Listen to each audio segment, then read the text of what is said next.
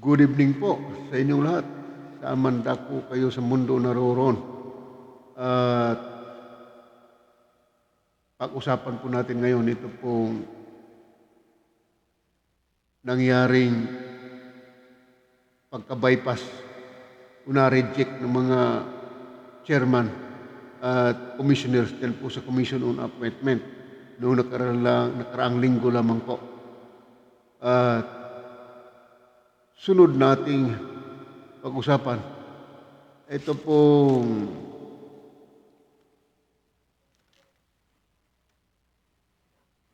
mga prioridad ni President Marcos sa kanyang pag-upo nitong June 30 pagkatapos po ng kanyang panunumpa. So yan po yung ating pag-usapan.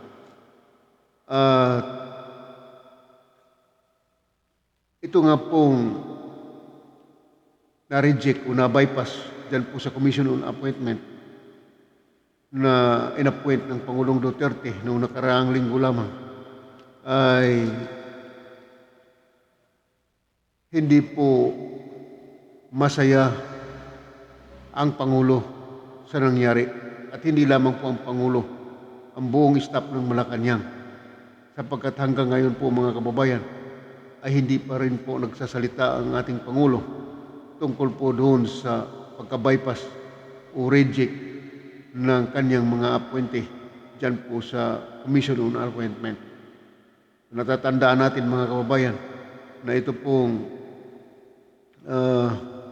magampangyarihang Commission on Appointment ay sila po ang mag-a-aproba niyan sa lahat ng appointee ng Pangulo. At ito ay nangyari noong kasagsagan ng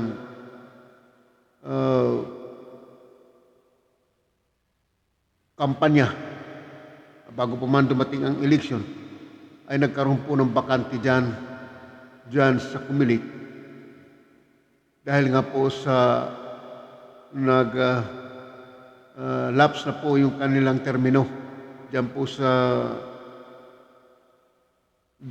sa Comelec. Kaya nga po ay pinupunan ng Pangulong Duterte ang kakulangan dahil nga po ay darating at magkakaroon na po yung eleksyon. Kaya ito po in-appoint niya. Pero tatandaan natin na mayroon pang isang buwan na nalalabi ang ating Pangulo sa kanyang termino. At hanggang hindi pa nag-expire ang kanyang termino, mga kababayan, ay karapatan po ng Pangulo yan na mag-appoint siya ng mga appointees niya na isasalang dyan sa Commission on Appointment.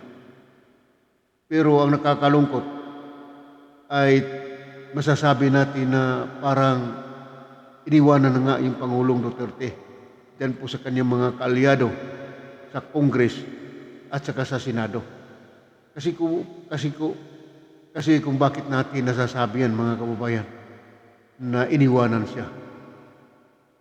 Sa loob ng 30 days na nalalabis sa ating Pangulong Duterte ay hindi man lang mapagbigyan ang ating Pangulo.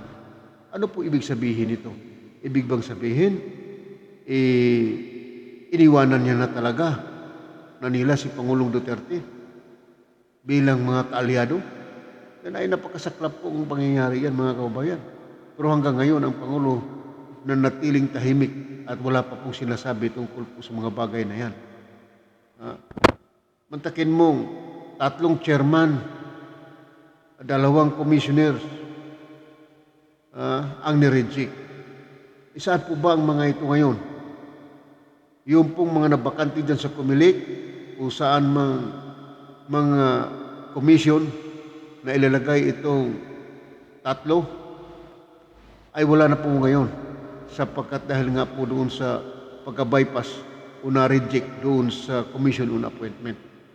Ay malaking kawalan po yun sa mga opisina ng Comelec at saka iba pang mga tanggapan ng mga independent office dahil po sa pagka-reject nila sa Commission on Appointment. Kaya ito pong tatlong chairman at dalawang commissioners ay alam po ninyo, ito nga po ay mga bakanting posisyon na palibhas ay nagkaroon ng retirement o pagkatapos ng kanilang termino dyan sa Comelec ay naging bakante ito. Upang may ayos lamang ang mga nakaraang eleksyon dyan sa Comelec. Hindi naman po pwede na magkakaroon tayo ng eleksyon tapos kulang yung Comelec natin ng tauhan o maraming kakulangan.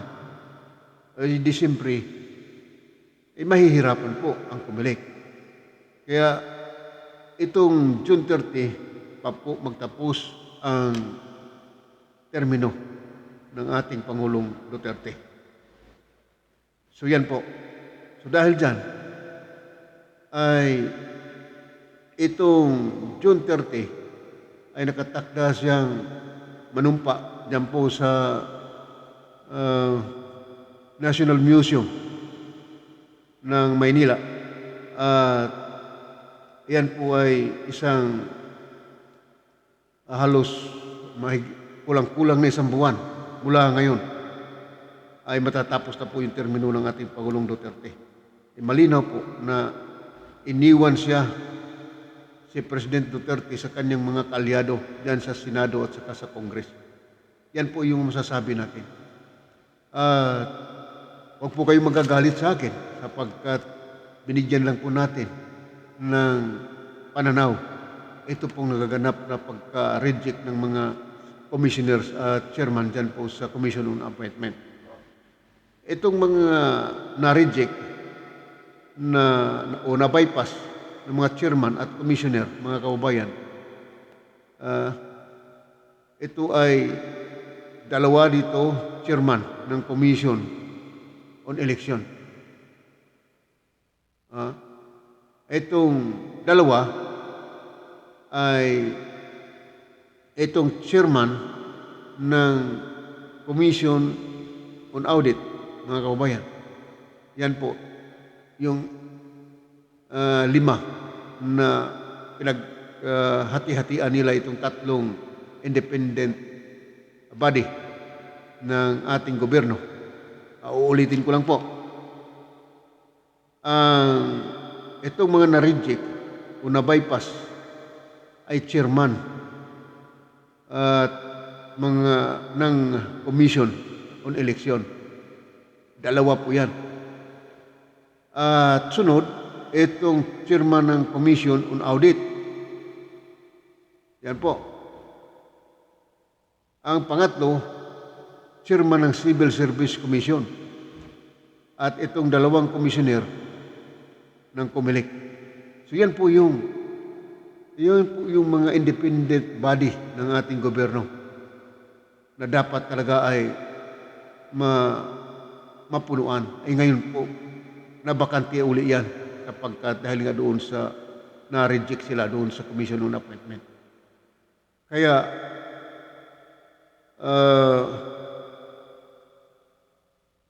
nawala lahat sila ngayon doon sa kanilang mga opisina na pinaglilingkuran. Ang mga naiwan ay, siyempre, hindi katakataka na mga nangangapa ngayon yun dahil sa kulang na sila. Hindi po natin pwedeng sabihin na ang susunod na administrasyon dahil sa sobrang sip-sip ng mga congressman at mga senador. Yan po. Hindi po natin pwedeng sisihin itong susunod na administrasyon dito po sa kadahilanan ito. Kasi po, hindi po nga alam at wala pong pakialam si President Marcos dyan na pakialaman na alam naman niya na mayroon andyan pa si Pangulong Duterte nakaupo pa.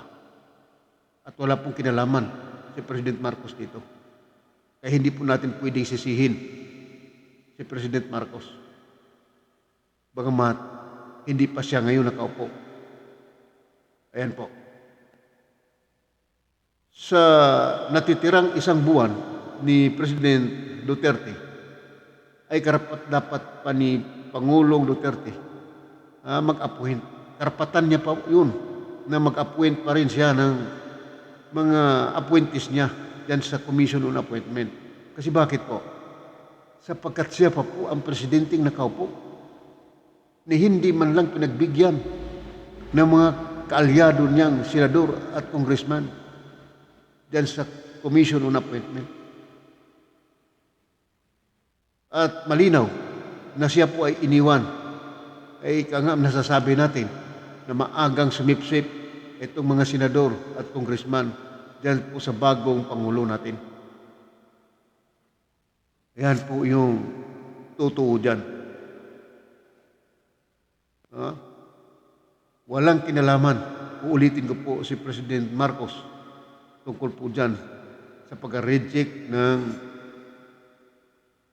Commission on Appointment sa kanyang mga appointees. Kaya huwag kayong magagalit sa akin mga kababayan sapagkat binigyan ko lang ng natin ang ating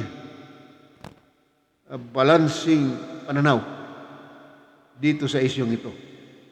Pero ito sasabihin ko, hindi lamang si Pangulong Rodrigo Duterte ang hindi nasayahan.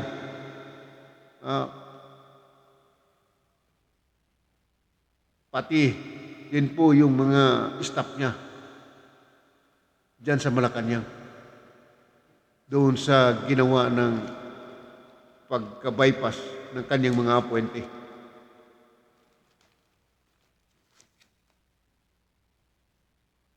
Yan po yun.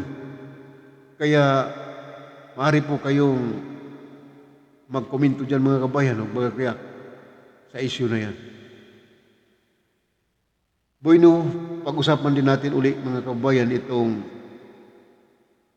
good news ito sapagkat kung saan ang ating Pangulong Marcos ay, kung inyong natatandaan, ay ipinangako niya na bibigyan niya ng prioridad ito sa kanyang pag-upo ngayong June 30, mga kababayan. Isa sa mga prioridad niya na bigyan niya ng priority ay habang palapit po ang kanyang pag-upo sa pagkapangulo, ay bigyan niya ng priority itong 5 o 6 na mga punto na bigyan niya ng priority. Una, ito pong internet connection, ng issue dito sa ating internet sa Pilipinas sapagkat napagkahina nga po yung internet natin, napakabagal. Kaya nga, agad niyang nilagyan ng secretary ang Department of Information, Communication and Technology o DITC. Yun po yung binigyan niya kung inyong natatandaan na una niya pong nilagyan yan sapagkat priority niya na magkaroon ng malakas at maayos na internet dito sa ating bansa. Kamakailan naman mga kababayan ay kung ating natatandaan sa itong administrasyon ni Pangulong Duterte ay may napabalita na itong si Elon Musk ay inaprobahan ng telecommunication office itong satellite nito para makapagbibigay ng maayos at malakas na internet sa ating bansa. Pero under pa po yan sa administrasyon ni Pangulong Duterte. Ito pong pangalawa ay kung ating natatandaan, laging sinasabi ito ni Pangulong Marcos, President BBM, na ibababa niya ang mga presyo ng pagkain. Ngunit wala pa pong nailagay siya diyan po sa Department of Agriculture sapagkat tinitiyak po ng Pangulong Marcos na mapili niyang mabuti ito pong taong ilalagay niya dyan bilang sekretary. Yun po yun. Kaya medyo naabala ito at hanggang ngayon hindi pa nalagyan. Yan po. Tandaan natin na ang ipinangako niya na ibababa ng 20 pesos per kilo ang rice, posible pala yun. At ito po ay pinaliliwanag niya na maraming beses doon sa kanyang mga interview. Yan po yun. So yung ikatlo na good news mga kabayan, ibababa rin ang mga bayarin ng ilaw, kuryente. Yan ang mga problema ng mga negosyante sa ating bayan dahil nga tayo ay napakamahal ang kuryente dito sa Pilipinas. Kaya nga, ang bayaran sa ilaw ay ibababa niya. Tiniyak ni President Bongbong Marcos na ang magaling na ilalagay niyang mapipili niyang sekretary dyan sa Department of Energy. Kaya hanggang ngayon wala pa pong malinaw o nailagay sa Department of Energy. Kaya nga po ibig lamang sabihin yan ay tiniyak ni President BBM na ang mailagay dyan ay karapat-dapat sa tungkulin. Pero napabalita natin dyan sa ating mga news na si Congressman Marcolita ang ilalagay. At sana naman po ay maayos na ito para po sa priority na gagawin ng ating Pangulo pag upo niya sa katapusan. At ito pong pang-apat ay itong public transportation mga kababayan. Bagamat sa ngayon ay marami pinagawang mga infrastruktura ang ating Pangulong Duterte tungkol po dyan sa public transportation. Pero hindi pa rin po yan sapat. Actually, hindi pa po tapos yung iba dyan, lalo na yung mga MRT na ginagawa dyan. Pero ipagpatuloy po yan ni Pangulong Marcos sa kanyang pag-upo. Pero itong public transportation ay isa pa rin problema ito na hindi pa rin po sapat ang ating mga public transport sa ating bayan. Kaya nahirapan pa rin po ang ating mga mamayan ang pag-transport sa anumang paraan dito sa atin ngayon sapagkat kulang pa rin po talaga ito upang ma-accommodate lahat ang ating mga commuting public. So yan po yung pang-apat na prioridad ni Pangulong BBM. Itong panglima na itong tungkol po sa mga manggagawa dahil daw po ay hindi sapat ang kanilang mga income sa kanilang mga pangangailangan lalo na sa mga kawalan ng security of tenure. Yun po yun. Itong mga manggagawa natin ngayon, lagi lang naman itong nagmurmuring. Isipin ninyo, pagka ang mga manggagawa natin ay panay reklamo, ay nagbibigay po ng kaguluhan yan sa ating bayan sapagkat itong manggagawa laging nagmamakdul ito dahil sa kanilang hindi sapat na kinikita tapos mahal pa ang bilihin.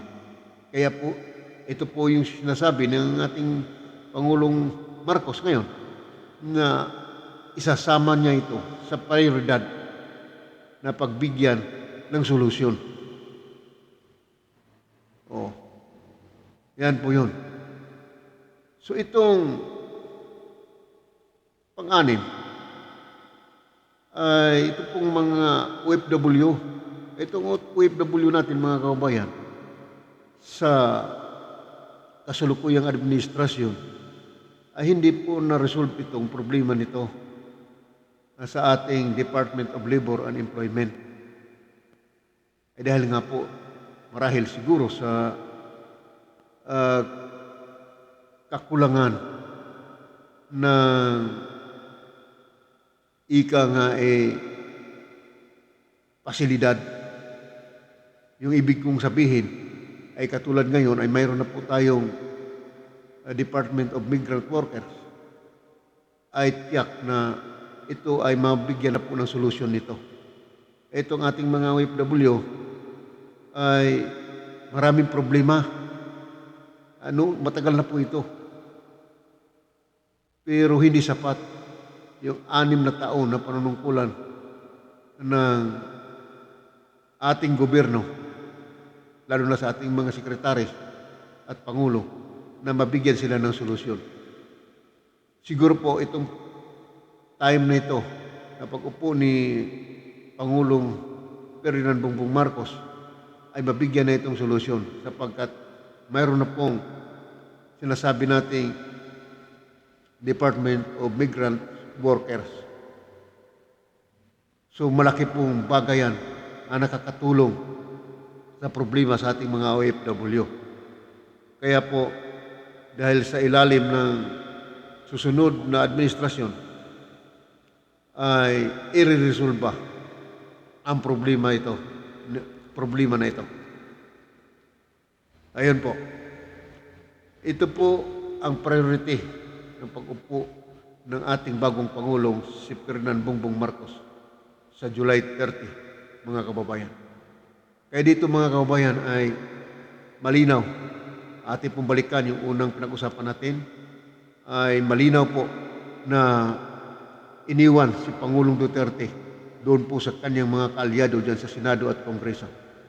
At ito pong huling issue na ating pag-usapan ay good news ito sapagkat itong 6 na mga bagay na bigyan ng priority ng ating Pangulong BBM ay talaga namang kapakikinabang sa ating mga kababayan. At alam ng Pangulong BBM ang pangangailangan ito sa ating mga kababayan. Pansamantala mga kababayan ay yan lang muna ang ating sasabihin sa inyo hanggang susunod po na video. At maraming po salamat sa inyong pagsuporta sa aking channel. God bless all.